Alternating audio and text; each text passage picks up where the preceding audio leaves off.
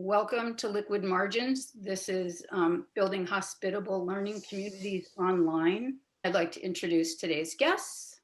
We have Maha Bali. She's Associate Professor of Practice at the Center for Learning and Teaching at the American University in Cairo. Autumm Caines. She's an instructional designer at the University of Michigan, Dearborn. And Mia Zamora, Associate Professor and MA in Writing Studies Program Director. And then our moderator today is Jeremy Dean, and he's the VP of Education. And at this point, I would love to just turn it over to our panelists to let them introduce themselves. I'm Maha Bali. Aside from what's on the screen, I am also, other than my faculty developer job, I also teach a course on digital literacy and intercultural learning.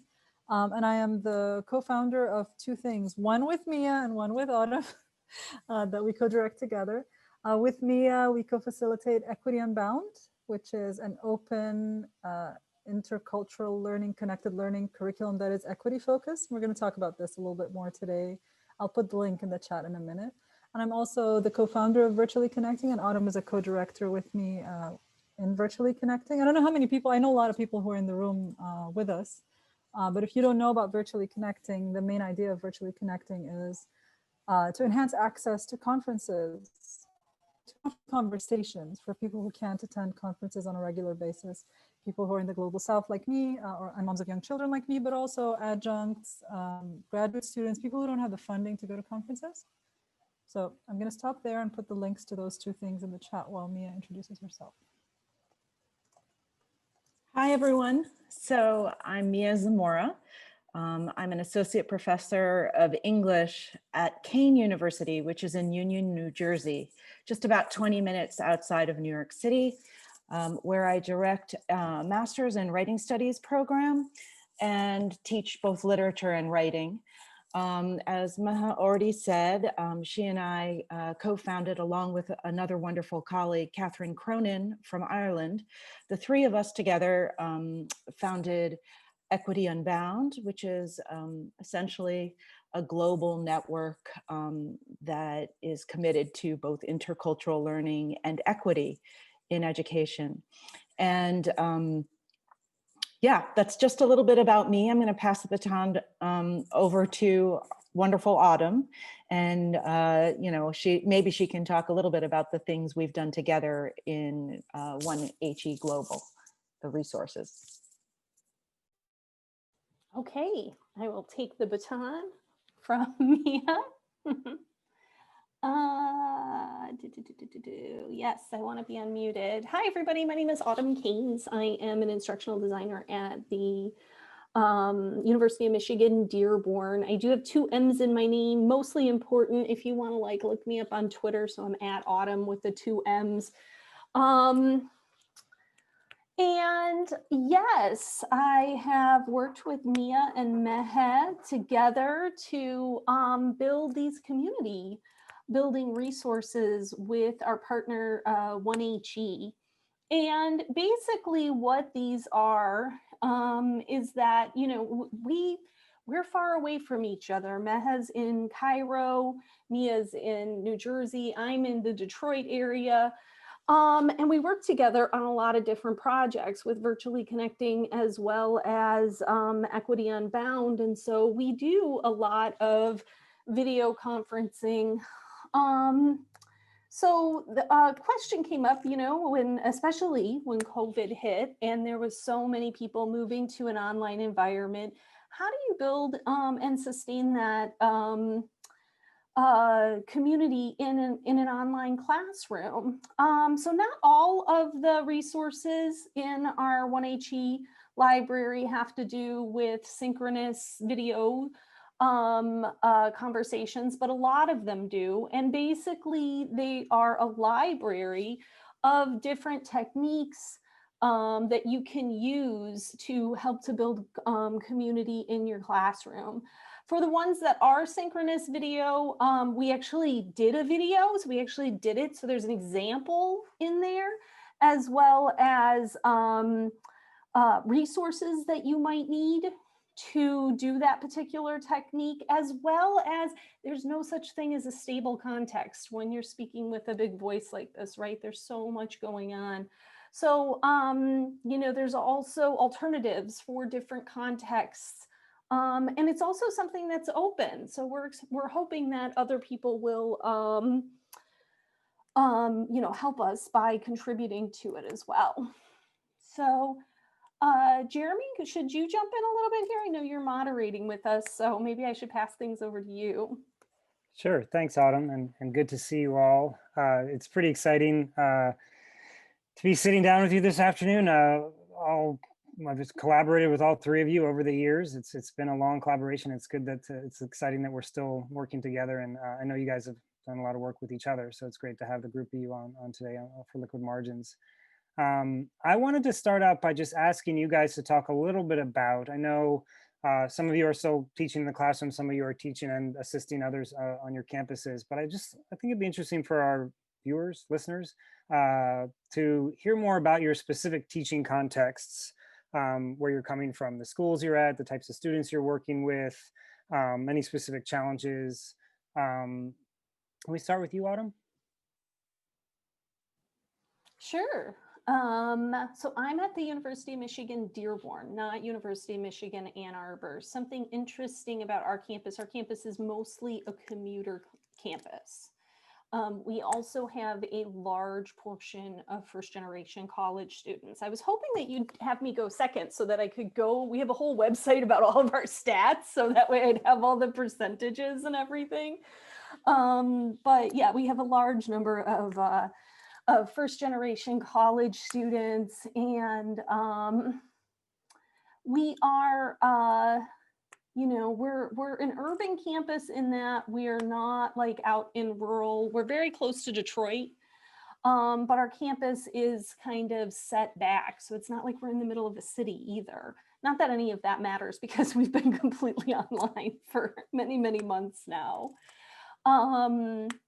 But yeah, our students, many of our students are working class. Many of our students are, you know, coming in, they're holding down a job as well as they are going to school. And, you know, they're commuting in to get to us as well. I also do teach a little bit as well. I forgot to say this during my intro, but I do teach a small section of integrated studies. And my experience has been that, you know, those are the students that I get. So maybe I'll turn things over to Maha so that she can talk a little bit about her students. Okay. So my institution, the American University in Cairo, is a private liberal arts institution in Egypt. So it's a relatively privileged group of students, but there are still scholarship students there. And so what happens is that people sometimes forget that there's a mix, and they assume everyone is privileged and has everything that they need. And so when the pandemic happened, you started to realize, like, no, not everyone has everything they need. Not everyone is in a great part of Cairo where they have good internet connection and things like that. Our faculty are a mix of faculty. So we have some Egyptians, some Americans, some Egyptian Americans, and some variety of nationalities. And I think so in my faculty development role, I think one of the biggest challenges has been convincing faculty that you can build community online even when you meet people online for the first time. It's something everyone who's been working in online learning knows and has known for like 20 years. But for them doing it for the first time, they kind of think, oh, I'm getting what this online learning is, but yeah, this community building thing, that's not going to work. It's okay. That's what online learning is. And we're like, no, you can. And so for me, what's been a struggle is sort of trying to model for them different ways of building community online whenever we do workshops and things like that. And at the same time, understanding how difficult it is to do things like modify their assessments, for example, last minute. With my own students, I teach a course which is a liberal arts option. It's about digital literacies and intercultural learning. I'm someone who believes that you don't force students to turn their cameras on. And so I've been working on how do I get to know them really well without having their cameras on. And they're happy not to have their cameras on for connectivity reasons, for comfort reasons, for privacy issues. They have all these different reasons. I've asked them about that. And so what I've actually been doing is those community building resources that we've developed, I've been trying a lot of them in my class. One of them that I was just talking to someone about in another conference like 5-10 minutes ago, the annotating the syllabus one, since we're with you guys. It was a Remy Collier that did that resource for us, and the students loved it because first of all, they actually read the syllabus, which was cool. And we did it on Google Docs. We didn't use Hypothesis because that's where my syllabus is. But the idea of, they got the idea of annotation so that, first of all, they were able to ask me questions they needed. And then once we got started with the course, to reduce the workload on students, I think this is another challenge, is that because of the trauma of the pandemic, students are not used to managing their time. Online learning takes a lot of time management. I've been doing more annotation than written work so that they don't feel like it's a lot of work. And it's also less work for me to grade. It takes me less time to grade it because I don't actually grade on the quality. I just want to make sure that they've read the article and they have questions on it or comments on it. So that's just like one comment to go there before Mia goes. And then I'm sure Jeremy has other questions for us as well. So hi, everyone. Yes, I'm at Kean University in Union, New Jersey. And I mentioned already that it's just about 20 minutes or so outside of New York City. So we're kind of like an urban, suburban university. And in many ways, it mirrors the profile that Autumm described. Many of our students are working class or first generation college students. Who come from every race, tribe, creed, age. It's a wonderful place to teach because every classroom you enter into is a rich resource in and of itself due to the life experiences and perspectives of the students. So there's so much there to work with in terms of understanding different perspectives. I also mentioned earlier that I'm a director of a master's program. So in that program, all of my graduate students are either aspiring writers or emerging writers who have worked in the professions in one way or another, or many of them, the majority of them, are teachers or will become faculty members teaching, writing, etc. So I kind of work with two different student populations, the undergraduates and then my graduate students who have that special lens in education, because many of them are already professionals that are bringing back what they're using in their master's program to high school students, middle school students, sometimes elementary students. So there's a kind of real embrace of education overall in my program. And the thing I wanted to share with you just in this kind of introductory moment is simply that I run my program and I also teach my classes. I'm talking about the master's program, but also my undergraduate classes that I teach less frequently than the graduate classes. But I will say I run them all as connected learning experiences in a very open and networked learning context. And so I've done some experimenting both with Equity Unbound, which is the network that Maha, Catherine, and I formed in regards to sort of opening up the classroom to the rest of the world. That's a kind of thread that's pretty explicit in my graduate courses. And then also I've paired up pretty consistently with Alan Levine, another wonderful colleague and partner who has embraced connected learning and has been a really important voice, I think, in educational technology overall. So, you know, I can drill down when we get into a particular focus on what we do, but I do think that that's a good way of talking about the students that I work with and also the kinds of moves I make as a teacher. Thanks, Mia. I wanted to start, I guess we already started, but I wanted to ask next. I've learned a lot as a teacher by my own failure, making mistakes, realizing that something I was doing was not working, including around issues of hospitality and equity, and maybe especially so, right?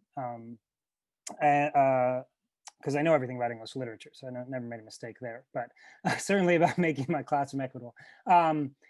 And I'm just wondering if you guys could share, it doesn't have to be a personal anecdote, though that'd be fine, of a sort of a time when you realize you're a classroom or some kind of assignment that you were doing or that you were observing, you don't have to call names, or that you saw a sort of a moment of inhospitality or some kind of inequity that was structured into what was going on, and just sort of share that as a story. And I see Maha is ready to start with that. This is a really good recent one, and it's one to learn from for something Mia and Autumn and I are doing next week. So let's plug the workshop that Autumn is giving next week. It's a techno-ethics primer. So last week, this is just last week, we had an Equity Unbound event where Anne-Marie Scott, who a lot of people probably already know, was giving a workshop on the difficult balancing act of ethics in technology, in edtech, all right?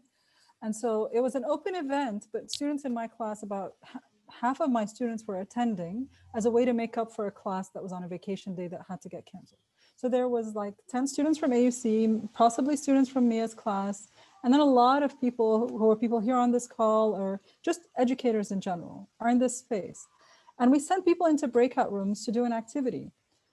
And what ended up happening in some of those breakout rooms is some of the educators in the breakout rooms know each other. And so being friendly, they end up chatting with each other. And obviously they talk at a different level than students will talk. And because of the limited time, a lot of the students didn't get a chance to participate. There were a few people who were very intentional about this, and they tried to make sure that the students spoke. There were a few people who tried to do it but couldn't, and came back and told us that maybe we should have had a note about intentionally equitable hospitality earlier. And one of the things that in Virtually Connecting, this is where the notion of intentionally equitable hospitality, we started to name it that. Rebecca, Autumn, Christiane, Helen, and I, the 5 co-directors, is that one of the things we notice is, like, if you start a conversation and remind people that people who are generally less powerful are the people you need to center when you're having these conversations. In a regular Virtually Connecting conversation before the pandemic, we were using Google Hangouts on air, so we had a limit of 10 people. So you never had a huge number of people. Right now, to get that kind of intimacy, you need to put people in breakout rooms. But in the breakout room, there's no facilitator to make sure that there's intentionally equitable hospitality. So you need to sort of give them that directive, or like give them that suggestion, at least before they go into the breakout rooms, or make sure that there's someone in the room who knows how to do this, because online you need to be really careful, especially because students have their cameras off. Some people have the hide non-video participants on, and they may not even realize there's someone in the room. This has happened to me before, that I've been in a breakout room and people completely ignored me. And I was trying to talk, and I don't know if I was having technical difficulties or if they had that thing on. So this is a situation where you have people of different power in a room and you can't be facilitating it. You need to say something before they go to remind them of who has more privilege in that conversation, so that they center the people with less privilege to have their voices heard. So we're going to do this in your session, Autumn, inshallah. Mia, I just wanted to say that in the chat, I dropped a link to Autumn's workshop, which is on Monday, in which we will be more intentionally, equitably hospitable, based on what Maha said. In regards to my own experience, I didn't, in the quick time I was thinking and listening, I didn't come up with a specific issue, like a specific instance, but I do have an issue that I think I want to just talk about a little bit, which is the question of camera on, camera off, and the kinds of things we struggle with when we're, Autumn's saying yes, and actually Autumn has a lot to say about this too, so maybe she can pick up on some of the things I open up. But basically, I wanted to say there are many reasons why students, as Maha already alluded to, there are many reasons why students wouldn't turn on their camera. For the most part, that list continues to be will be generative and will go on and on. So I'm not going to just throw out a few, and then, because it seems as if those things then would be comprehensive. And there's always something you don't know that's there too. And I think that's part of how we care and reach for equity in a way, is realizing that there's always something you don't know that's there, and you have to sort of keep room for that, like, unawareness as well. But what do we do? You know, for me, I do what Maha says and say right in the, like she had already suggested, that she tells her students that it's their option whether or not they want to be on camera or not. But then there's this kind of trace of what occurs when cameras aren't used, because oftentimes, as has been already articulated, there's a sort of, you don't see the student as much. You don't know what kinds of levels of engagement occur intellectually or otherwise. You know, you're doing your thing and there's conversations being had. And there's the possibility of that student sort of fading into the background, so to speak. And one of the things I'm really interested in is helping my students develop advocacy skills. How do they come to understand how to build relationships that, you know, help their learning flourish? And oftentimes there's hesitancy, or there are, as I said, many reasons why the camera might not be on, but then there is less of a chance to work with that student in drawing out their ability to empower themselves in that context. So this is not necessarily something that I have an answer for, as much as I'm always thinking about. And I think Autumm has also talked a little bit about visibility in terms of the camera, like in terms of, you know, those who are more consistently visible out of choice and a level of comfort, and those who are kind of fading into the distance. So I think I'll stop with that provocation, but then I have a feeling Autumm might further it a little bit or just add something. Sure. Thank you so much, Mia. I have a lot of thoughts about visibility in these spaces. And I wrote a blog post called The Zoom Gaze a couple of months ago. And now I've actually turned that into a longer article that's under review right now. It's a popular article. It's not an academic article, but it's thinking about the gaze theory, if anybody has a background in either philosophy, psychoanalysis, or media studies. Like, it's a fascinating theory. There's a lot of things that kind of intersect with it. But, you know, after sitting down and giving it some analysis and thinking about especially teleconferencing spaces, and especially Zoom, you know, we get a lot of power, we get a lot of control in these spaces as viewers. So we're using Zoom webinar right now, which is a little bit different than Zoom meeting, but in Zoom meeting as a viewer, I can change between a gallery view or a speaker view. I can zoom in on a particular participant and look at their backgrounds. I can change my own background. So I can do a lot as a viewer, but it's, as far as like controlling the way that I'm viewed, I guess changing my background would be one thing that I could do to change, you know, like project myself in a certain way. And of course there's the, you know, just the way that I present myself.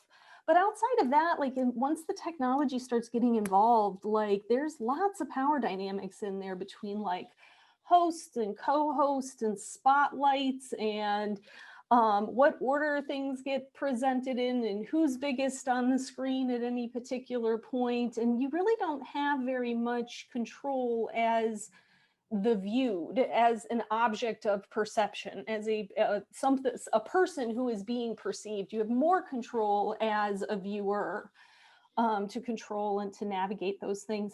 And I think students feel that. And I think when you ask them to turn on their cameras, that's what you're asking them to do. You're asking them to be an object of perception and give up all of this control over the ways that they will be perceived, right? Maybe they can change their background if they have something going on, but maybe there's other people in the room who talk quite a bit. And you know, maybe it's hard for them to turn that camera on and show who they are and show their environment and show where they're at for all kinds of different reasons. I do want to say, though, there are lots of ways to be engaged in these spaces. If you don't want to turn your camera on, invite students to use the chat. Some people say, oh, I'm too confused by the chat. I don't want that. I want them to ignore the chat. I want to turn the chat off. But I think that that can be an opportunity. We have one of our techniques from our community building resources. If you do, I think this is the Tea Party one. You can do it with breakout groups, but you can also do it in the chat where you invite everybody to come together and respond in the chat, right? So you can ask a question and then say, all right, I want everybody to use the chat to respond to this, and I'm going to read the responses as they're coming in. Some people like to wait and say, all right, I want you to type it in, but then I want you to wait because I want you to hit the enter button all at the same time. So that way, you know, it's kind of exciting. All of the responses kind of come in at once. But I think if you structure activities and you get students comfortable using their microphone or using the chat or doing an annotation activity, if you're using something, I know Zoom does have like an ability to annotate inside of it. There are other ways that you can get students to be engaged rather than just the camera. The camera is a little creepy, to tell you the truth. If you're judging engagement based on somebody looking at a camera, maybe they have a second monitor, right? Have you ever had this experience where you're working with somebody who's got a second monitor and they're like this the whole meeting and it feels so weird, right? Some people think of that as like a sign, a signal that the person isn't engaged if they're looking over here the whole time. But the truth is they actually have the meeting over there. It's just their camera is over here. So these spaces really do create situations where sometimes misconceptions, right? They create these misconceptions. And it's really hard because it feels like we're all together. This illusion of us being together is happening right now, but we're not really together. I could empathize with the fact that you weren't looking at me if I could see that you have a second monitor, but I can't do that, right? The technology is, even though it's enabling us to be together, there's also still these separations, and you're not going to ask everybody, what's your computing environment look like? Like, that's not really rational either. So I think we have to be flexible and forgiving sometimes. I mean, we have to remind ourselves, like, what's really telling me that a student is learning is what they say back to me, whether that's in the chat or with their voice, and what they do in their assignment. It's not the expression on their face. Like, and it's so hard. We know this. It's very hard when there's more than 6 or 7 people to see them all. It's not like in a classroom where you can see everyone with one. Like, you have to really, like, it's actually probably more exhausting for us to keep like looking at every person. Like for me, when it's more than 20 people, I'm happy that some people have their cameras off when that's happening. But I think it's also interesting, I was saying in the chat, that a lot of presentations and conferences these days use Zoom webinar, and you can't see the audience. And people are not complaining about that. Like, why are they complaining about students having their cameras off when they're presenting all the time to audiences without seeing them? And sometimes even disabling the chat, like, that annoys me. Like, you don't even want to hear what the audience is saying, or I mean, let the audience talk to each other, even if you're not going to look at it. So anyway, sorry, side points. That has nothing to do with building community, but just this disconnect between those two things.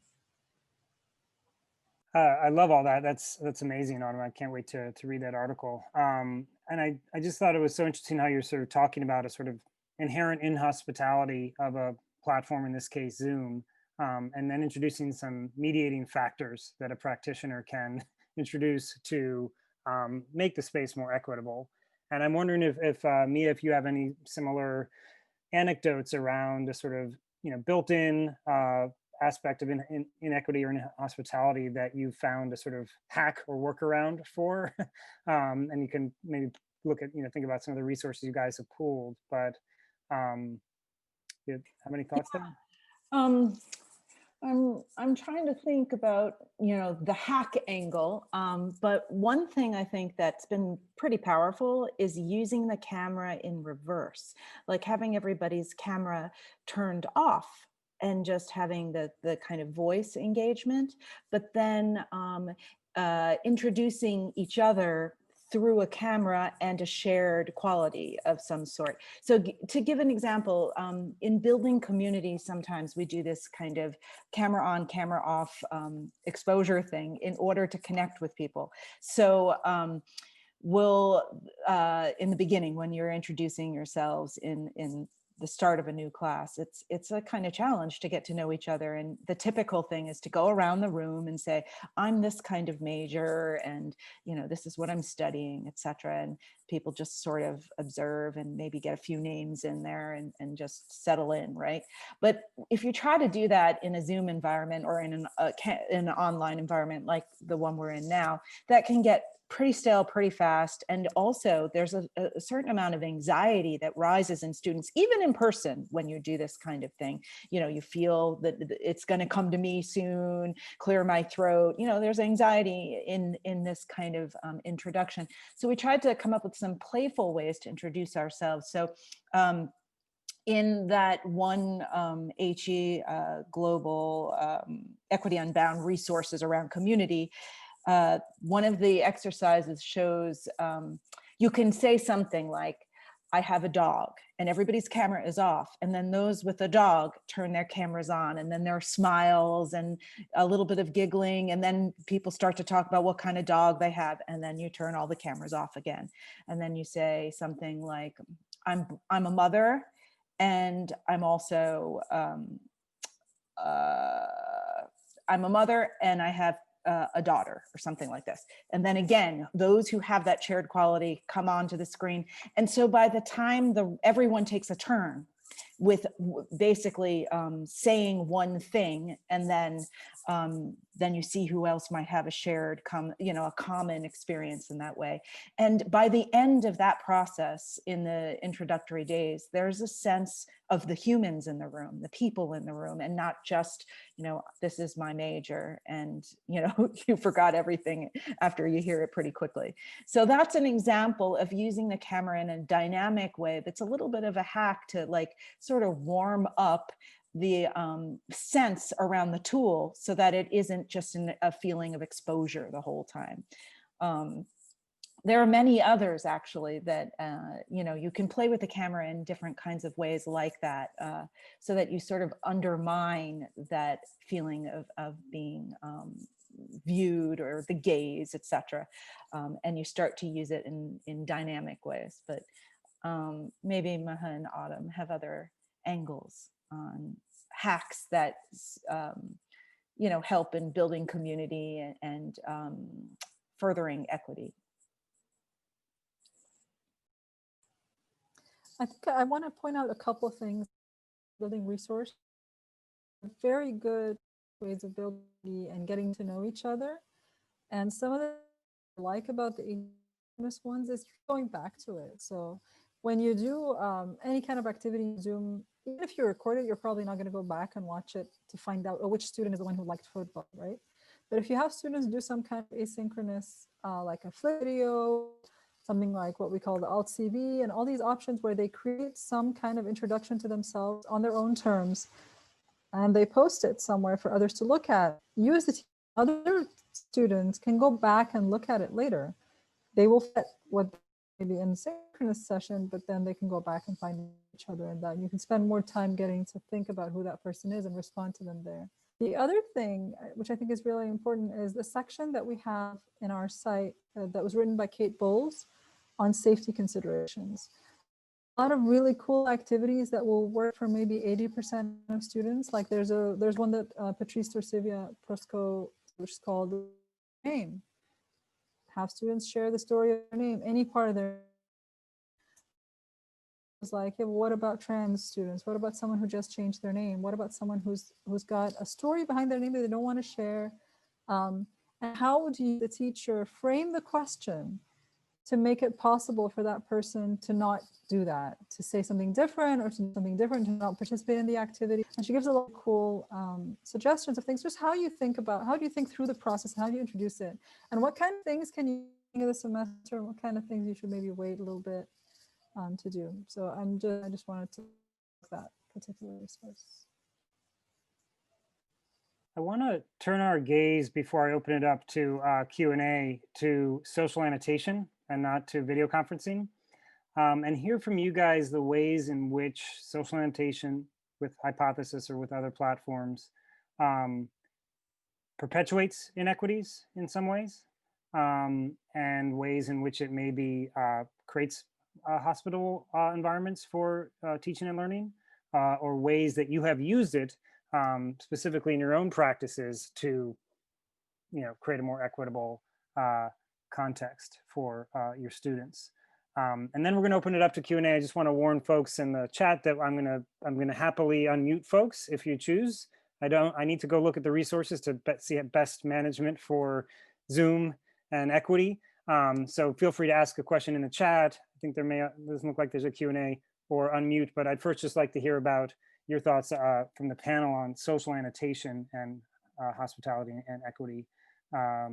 Mia, you look most ready to start. Okay. Again, I don't want to judge based on gaze. I just did it. I got a lot to learn here. No, that's just fine. It's vibing. We're vibing. Okay, thank you. Yeah, so one of the things I think is a cornerstone of our Equity Unbound origins is a beautiful article by Lena Munzer, who's a journalist, who wrote about the women in Syria during wartime, and she's essentially working through translation, interviewing women about their experiences, and then bringing that from the Arabic into English, and to sort of share those stories with the world. And that particular article is profoundly beautiful, very meaningful. And it really talks about boundaries and borders, and trying to move meaning across a boundary. We, all those in Equity Unbound who are co-teaching and co-learning together, actually read this article in a social environment. So in essence, we have our students read that article from different locales, literal locales, like New Jersey and Cairo, and anyone else who wants to jump in from whatever varying locales they find themselves in. But I think what's interesting in what happens there is the students take their particular lens to the reading, and they see different kinds of things. So in the annotation, the commentary that comes out opens students' eyes to other angles in understanding these challenges. And so that's an example of a way in which we're reading across boundaries, and we're reading an article that is about crossing boundaries. The only way in some ways to break down borders is to constantly cross them on some level. And that's actually a quote from the article as well. But there are constraints, or there are things that we feel have worked better than other things in that specific act as well, meaning reading that particular article with different groups of people. Sometimes there is less interactivity in the annotations, and much more just sort of like reading and lurking around people's perspectives. When we know, for those who know hypothesis, it can be a richly interactive space, as well as one in which it's almost like a posting, like a board post. But I think that for the most part, we've seen more of the board post kind of engagement with this particular article. Sometimes it crosses the line into back and forth replying. But I think there's also a kind of sensitivity that comes up in understanding that students from different places and different perspectives are reading together. And so there is this kind of, I don't know if it might be a hyper-politeness or a concern over crossing over or being misunderstood, but I think there's a lot going on in this whole environment. So it's an example of the ways in which we read socially that afford a new understanding or a new lens on intercultural context. Equity is different than intercultural context. I'm, saying that, asserting that very clearly. But it's a step. That kind of learning process is a step in a certain direction. So anyway, that's just an anecdote of something we do with hypothesis that moves in this direction. There are other things I can think about that have to do with more creative ways in using hypothesis, but I think first I'd like to hear from either Autumm or Maha about what they think. Did we lose Maha? She was breaking up a little bit there, and now I don't see her. I think we may have, unfortunately. So you're on the spot. I'm on the spot. Look at that. Oh my God. But you don't have to. It can also change.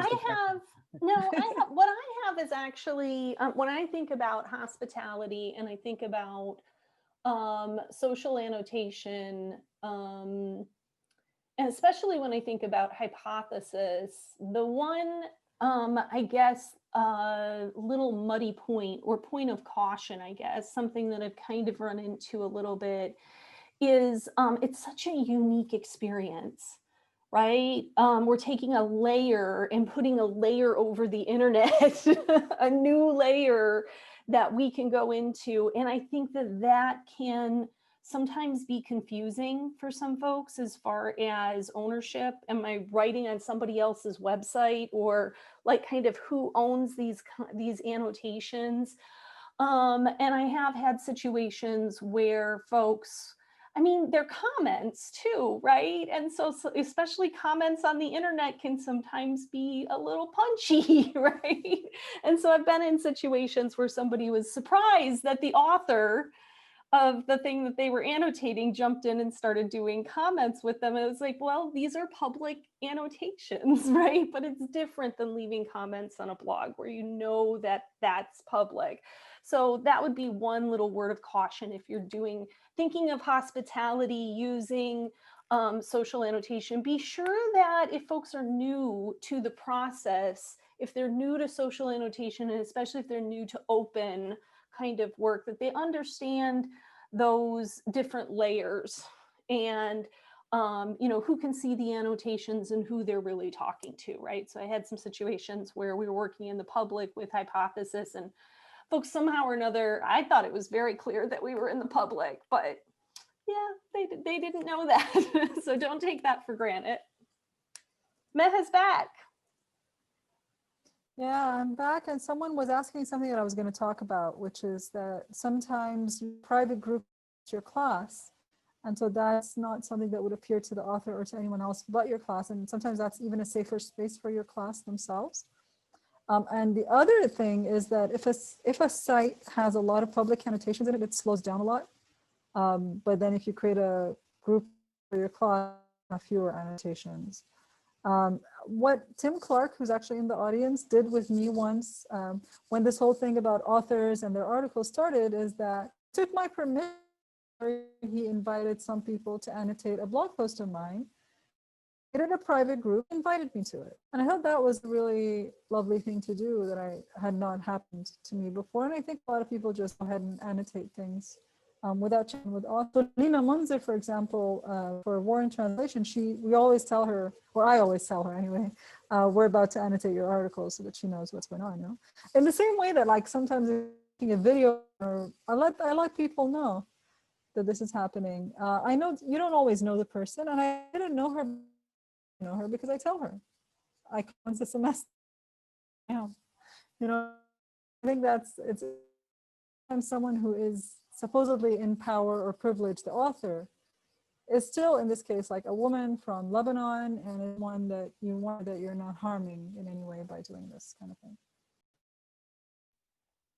I'm suddenly very aware of the power dynamics of Zoom as I turn and offer the floor to any of the attendees, but I have to allow you to speak. You have to raise your hand or something like that. And then I have a button that says allow to talk. You also have the chat to voice a question, but I do want to open it up at this point to my colleagues at Hypothesis included. But questions for the panel about building equitable and hospitable online communities and teaching online in more equitable and hospitable ways. I can also lower all hands, which seems another sort of too powerful thing to be able to do. You have so much power. You're really, I know. you're recognizing. But the techniques you guys all the have. video tools have this kind of thing. All the video tools, these weird. What's really when people could mute all, I was like. So I've got an attendee that would like to talk, and I'm going to. Teachers say that, like especially for K-12. Sorry, Maha. I'm gonna allow, is it Samara? Yes. Also, your name is also cut off in the interface, so. Oh no. Please speak. Thank you. So my thesis right now is actually about the community building because of the pandemic through video calling, such as Zoom. And I'm curious about what you think of, there's lots of articles and studies done on, not forcing, but like having students, turn on their cameras, keep themselves unmuted, to kind of keep an eye on the professor, and so that the professor or teacher can like look at the mouth shape, look at how they're speaking. And I was wondering if you had any opinion on like whether or not this should be enforced, because there also, it does create that kind of like fear, I think, of like all eyes on a certain student. So I wanted to know what you thought about like this kind of thing for a language class, because I know that a lot of people in this call are probably language history or literature or some sort of class where it's about learning about history or information. But in a language course, you're there to kind of learn speech, and I feel like it's a very different environment from literature or history or such in like math, etc. It's a great scenario. Yeah. I can definitely see where it would have more of a benefit. And I'm not saying like, never ever tell students that they can't do it. I guess I try to give the student as much flexibility as possible, right? And make it clear up front that there's value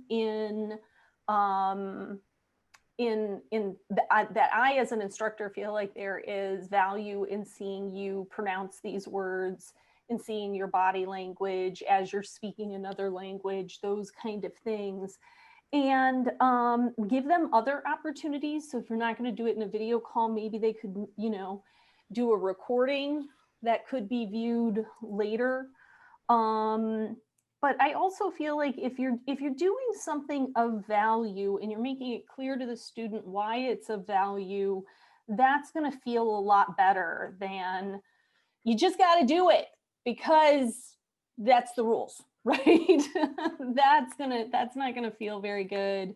And tell the students that you're open to doing other types of alternatives if they do have barriers, that you want to talk to them about the barriers that they're experiencing, and that you're willing to be creative about finding solutions. I think it's about being flexible with students, but I think that we need to recognize that there's a lot of power in being seen, and that when we force students to be seen, we're taking that away from them, and we're forcing them into something that is just doesn't feel very good. And if you really want to build community in your class, that's not how you want to start.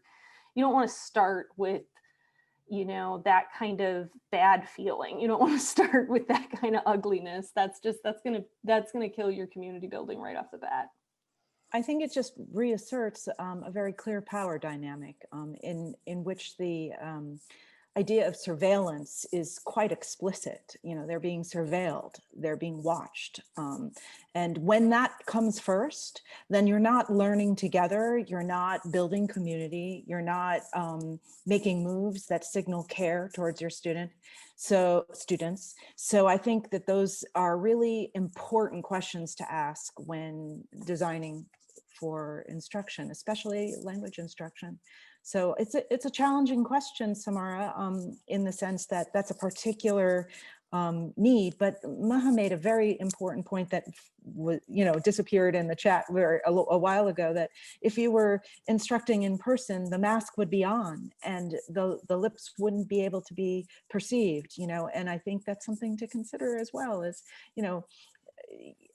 there are ways in which this time sort of obscures that part of language acquisition consistently, and therefore we should rethink our pedagogy. So that's just my way in. Anyway, I'm sure there's many other questions. So I actually need to keep my camera off because my connectivity is bad right now. So this is exactly what happens to my students, is that every single thing we say, encourage students to turn the camera on, will work if you're doing something meaningful with them, not if they have that's not going to be reason to turn the camera. But I have taught a student before. So even before there were masks, I taught a student and I worried about interaction and how she would communicate with, and it worked, but we could not see her. And now face is when they're communicating, they can't, but they're communicating just fine. So I don't even think for language learning, unless you want to make sure that their phonetics are coming out right. I'm not sure why you necessarily need it on. The tell students this semester is, as a life skill, when you graduate, just like you have to present in person, in the future, you may have to present virtually. In the future, you may have to have meeting in a multinational context. You may need to eventually become comfortable with turning your camera on.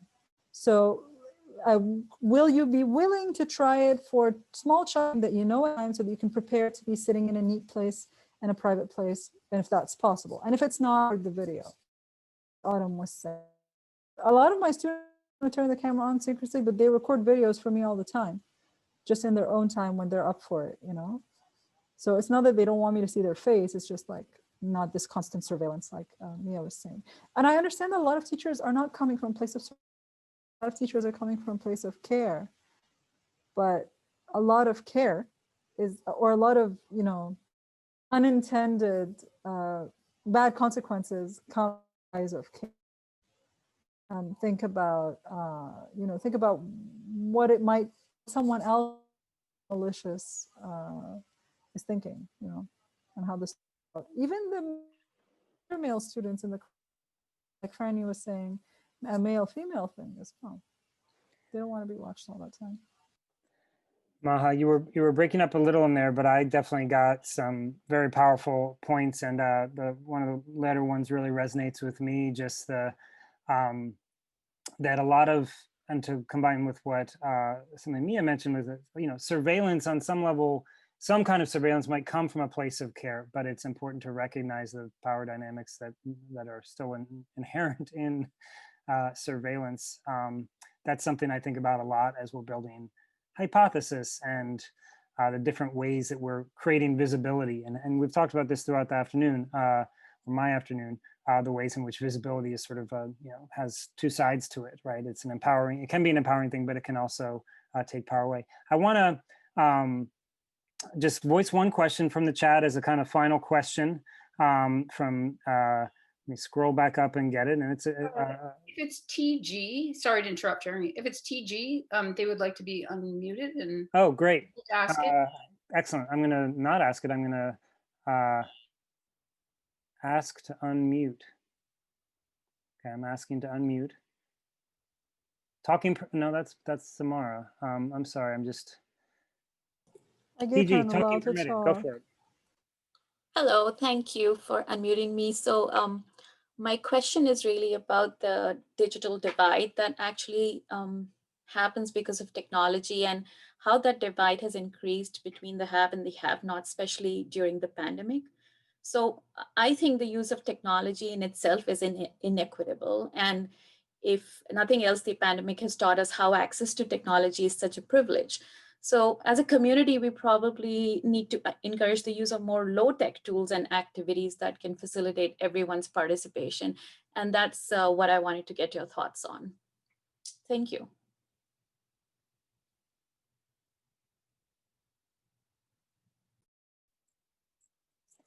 Maha, you want to take this, or Autumn, or?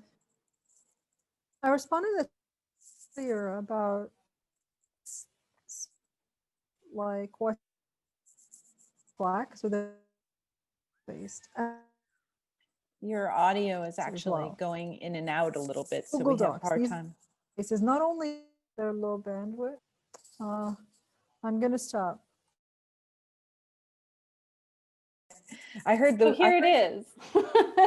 Here it is, right? Yeah, here's the perfect situation where technology is getting in the way. And TG, you're absolutely right. It is an amazing privilege to be able to use technology. Not everybody has it. Is the simple truth of it. Just the simple act of using technology is inequitable. It will be inequitable because we don't have you know, coverage. Not everybody has access. I'm all for doing the low tech stuff. When, you know, the pandemic first hit, I was one of the first people out there saying, hey, we got to do the low bandwidth stuff. I remember Tanis Morgan had a great blog post about teaching online with email and telephones and going old school with some of this kind of stuff. I think that that's great. Where I've found tension is then with, you know, folks who are more privileged, who want the richer experience. They want the video, they want the real-time interactions, they want that kind of thing. And so how do you balance? How do you balance the folks who are more privileged and crave the higher bandwidth interactions with the folks who just can't participate that way? I do think it's possible. I do think you can even things out, but it is a balancing act. It's a little bit of a dance that you got to do to make it happen.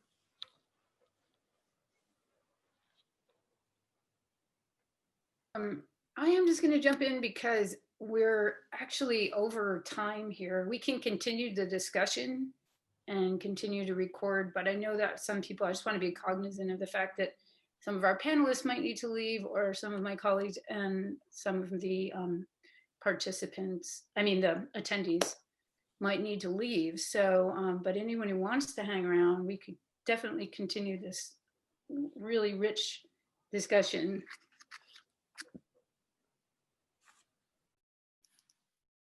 So it's just up to you. I think Maha has to go. It's her weekend time.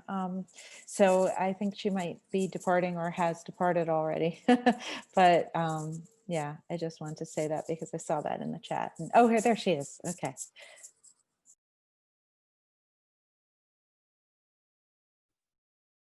She's back.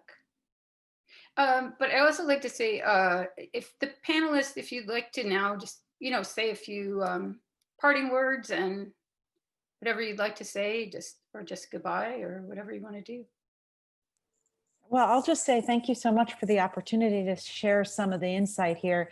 I think, you know, if you open up the community building resources, you'll see that we're coming at this from a variety of different angles, and there's a lot of useful things there, just protocols, activities, strategies, things to be concerned about, just to sort of open up the conversation and the thinking around it further. Some of the things that I think are really special in that collection include engaging with students in terms of reflection. There's an activity called the Spiral Journal, which is actually one of my favorite ones there. But I think also some of the activities highlight engaging with students in very creative ways and really kind of opening up learning to not just a kind of analysis and content orientation, but something quite freeing and creative. An example of it would be something like the surrealist portraits.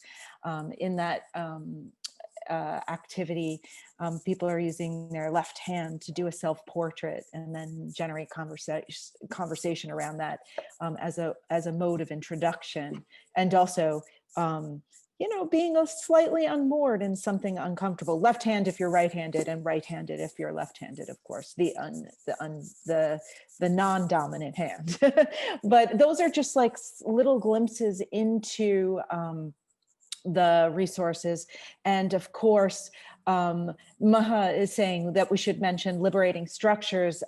These are, of course, ways of making sure that the interactions, the community interactions as we build community, are places that liberate, open up so that we can listen to each other in ways that we haven't before, and invite everyone to the table to sort of participate and to share insight.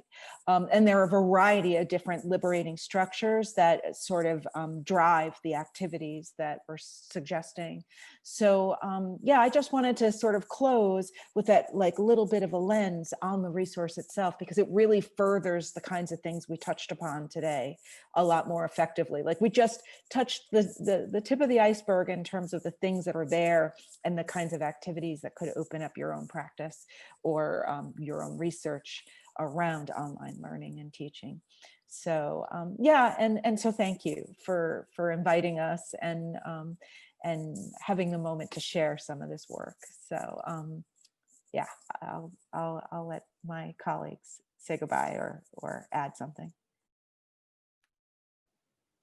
Hey, I'll just thank everybody as well. This has been great. It's always wonderful to hang out with you folks, and got to meet some new friends. I see a lot of very familiar faces, or familiar names, not familiar faces, familiar names in the chat, and that's always really fun.